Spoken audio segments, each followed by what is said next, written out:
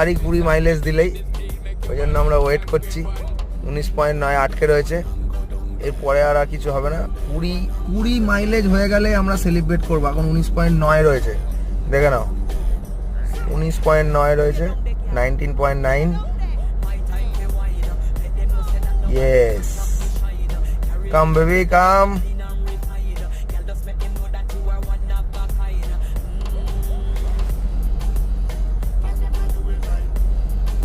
আর মনে হচ্ছে হবে না, এত কিছু বলেছি তো, দিতে যাচ্ছে না।